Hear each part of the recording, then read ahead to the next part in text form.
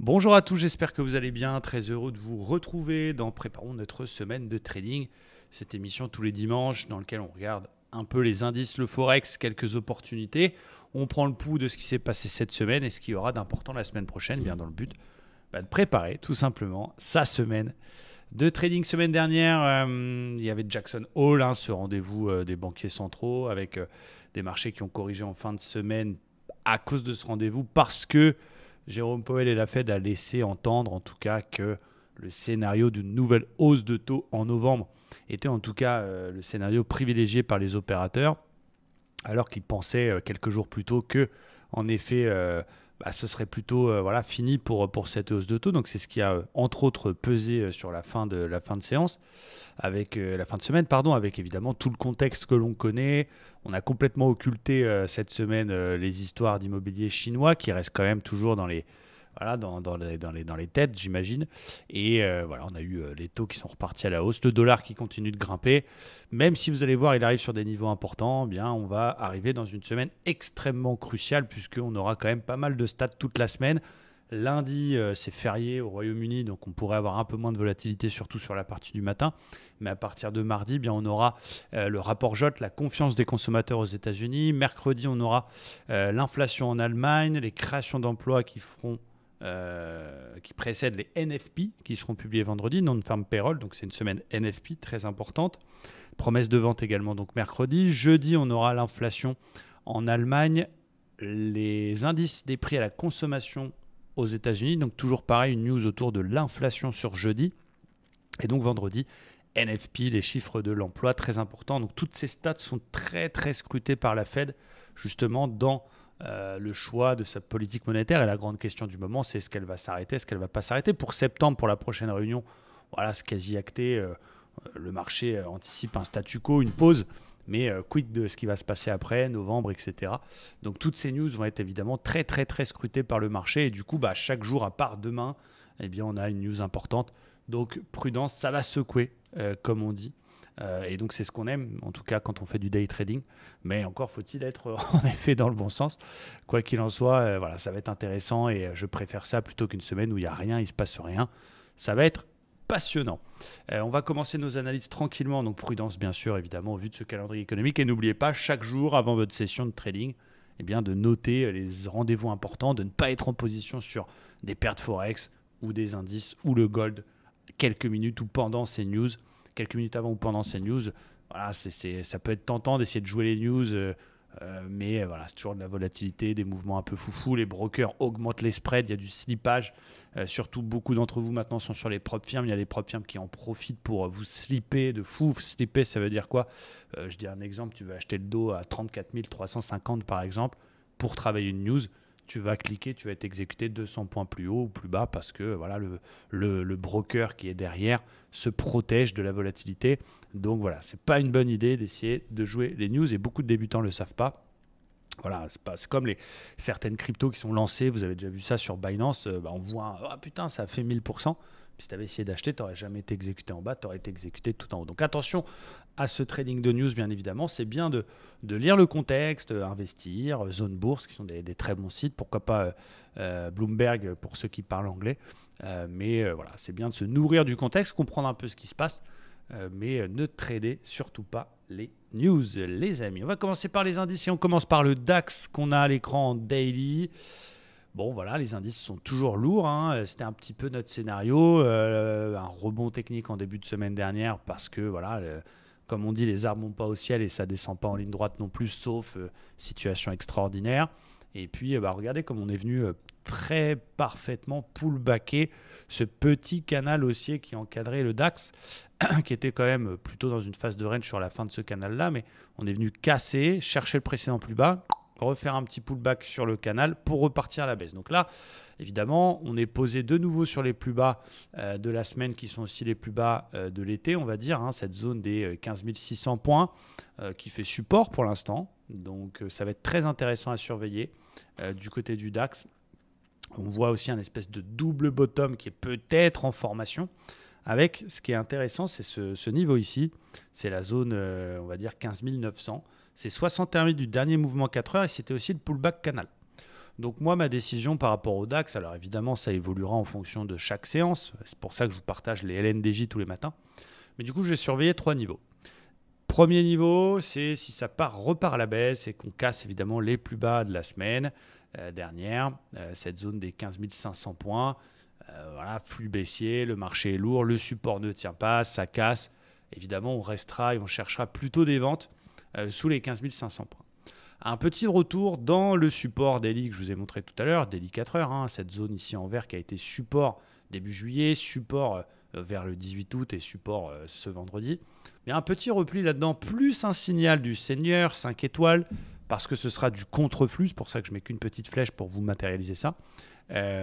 Pourquoi pas tenter un petit achat là-dessus, si en début de session ou début de semaine on vient chercher cette zone-là, et que là-dessus j'ai un beau setup, une divergence, un W, quelque chose comme ça. Ça peut être une zone que je vais travailler à l'achat, parce que c'est un support, mais il va me falloir le signal du Seigneur, comme j'ai l'habitude de le dire.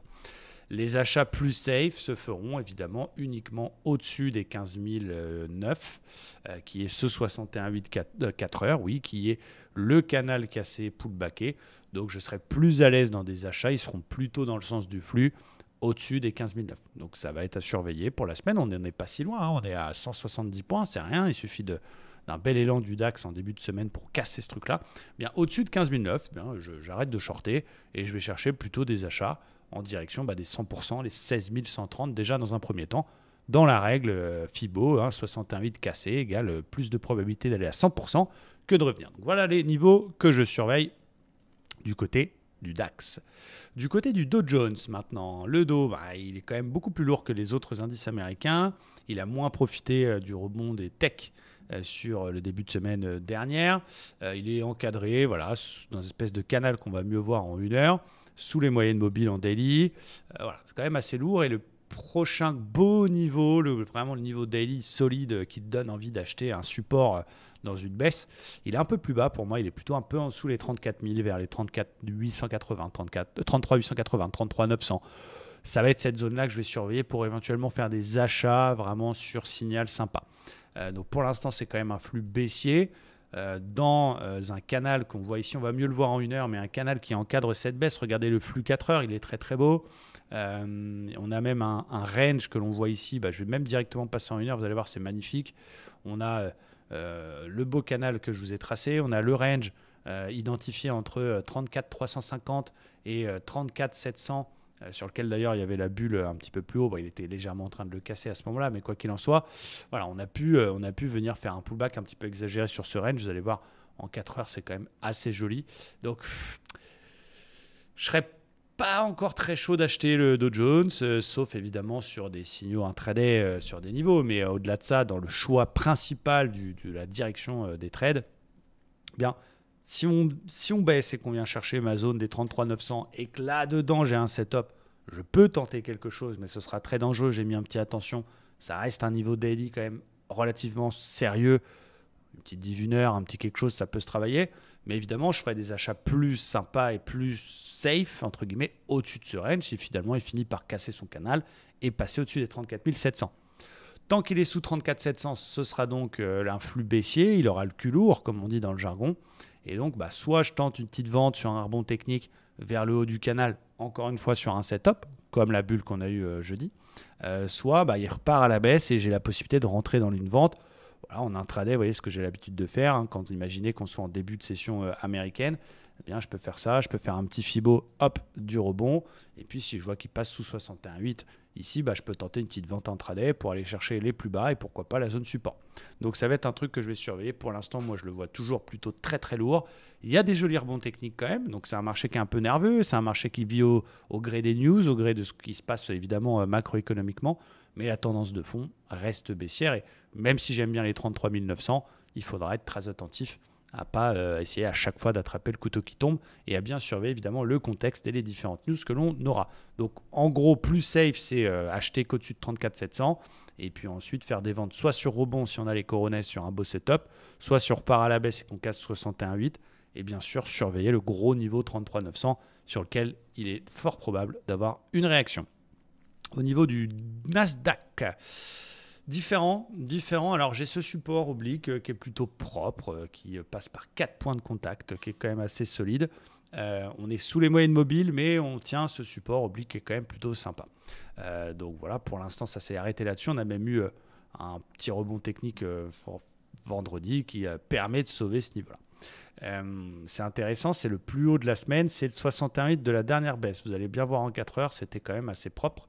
On a eu ici, on est venu chercher 61,8 et ça n'est pas passé. Donc forcément, mon plan pour cette semaine, ce que je vais essayer de chercher, alors des achats safe, c'est uniquement s'il finit par péter par le haut les 15 400. On fera que des achats pour aller chercher, pourquoi pas, les 16 000 points.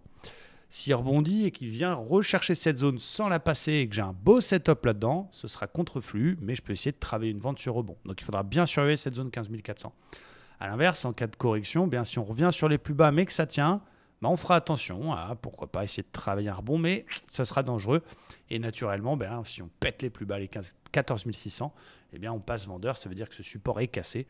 Enfin, on a une forte probabilité d'aller beaucoup plus bas et d'aller chercher, pourquoi pas, l'ancien top ici vers les 14 100, qui serait déjà un premier bel objectif. Donc c'est voilà les niveaux que je vais surveiller. Si j'avais un flingue sur la tempe et qu'on me dit fais un trade maintenant, j'avoue que je serais un peu embêté.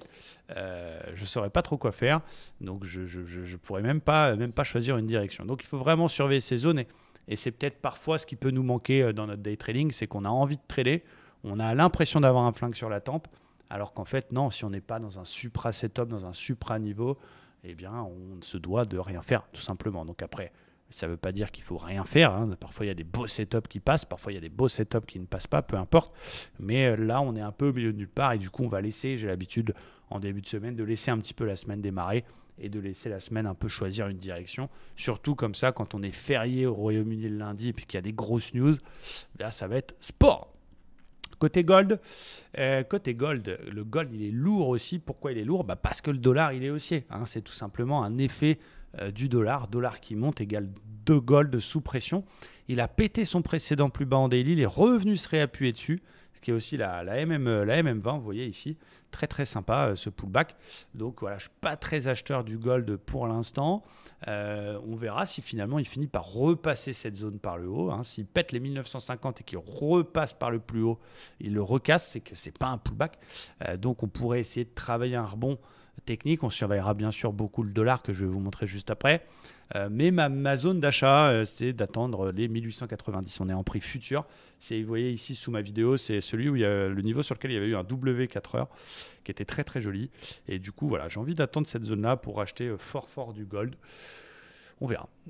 J'ai du mal, j'avoue, à shorter le gold, mais je le ferai à contre-cœur si on cassait 1950. Je serai beaucoup plus sérieux sur les 1890. Pour le pétrole, il est bloqué par une zone un peu résistance daily, qui est la zone ici des 83 $. Donc c'est un peu dangereux les achats sous ce niveau-là. Il faut attendre qu'il casse 83 $ pour acheter un petit peu plus safe. Là, on est dans une phase de consolidation sur ce niveau-là. Il y avait une petite vague de Wolf d'ailleurs.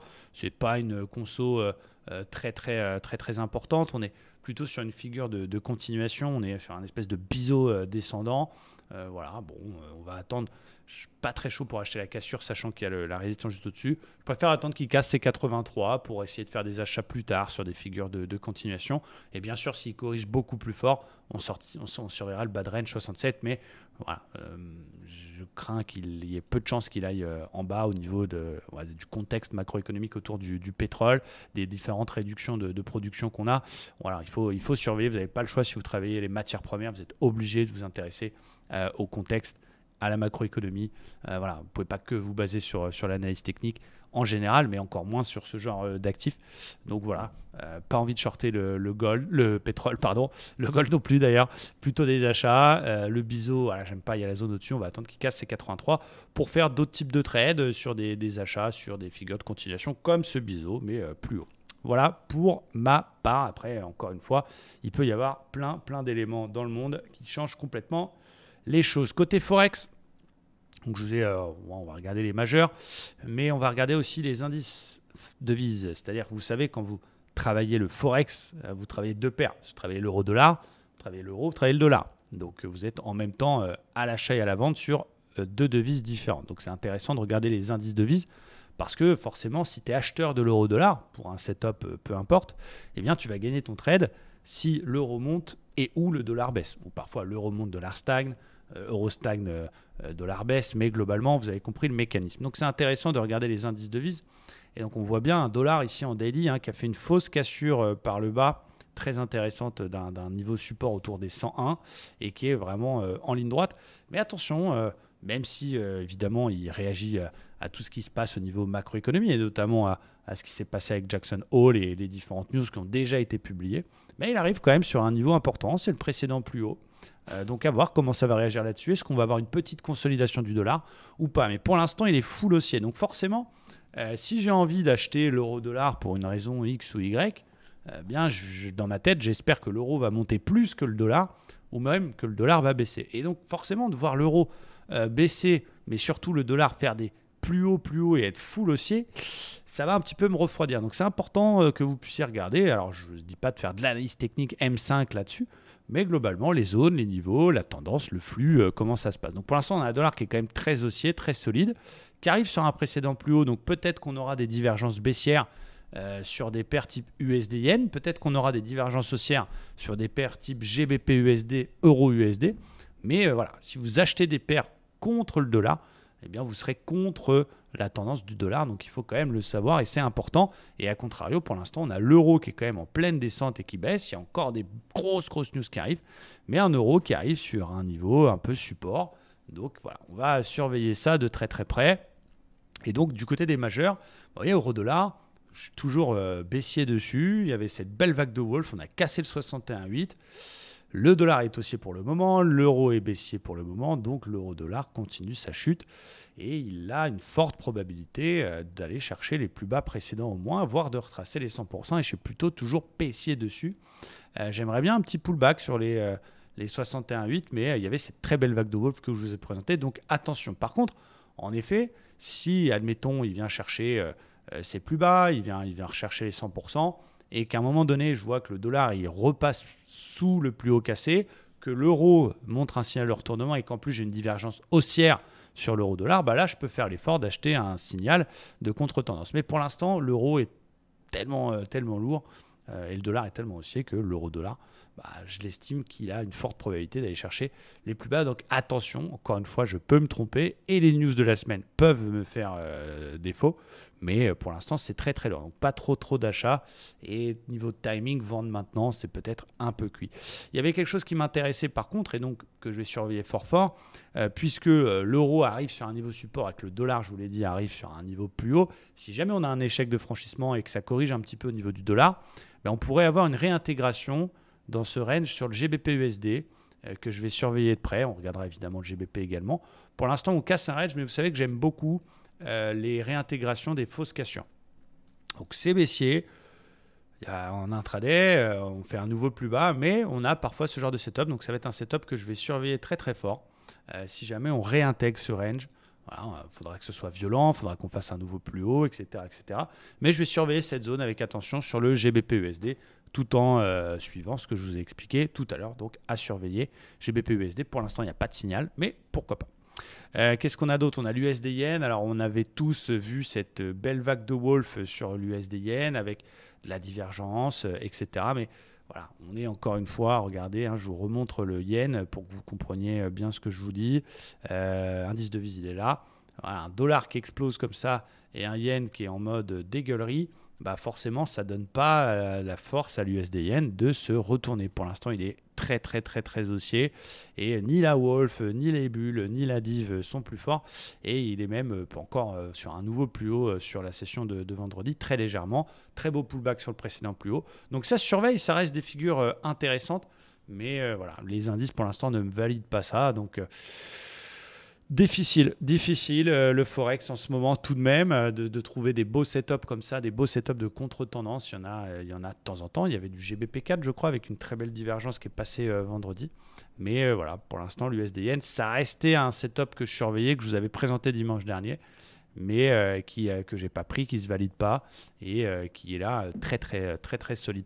Voilà, j'ai toujours l'USD-CHF, j'attends toujours un repli sur le bas de range que je veux absolument travailler, que j'ai tenté d'acheter 2 fois ce très très gros range sur l'USD-CHF.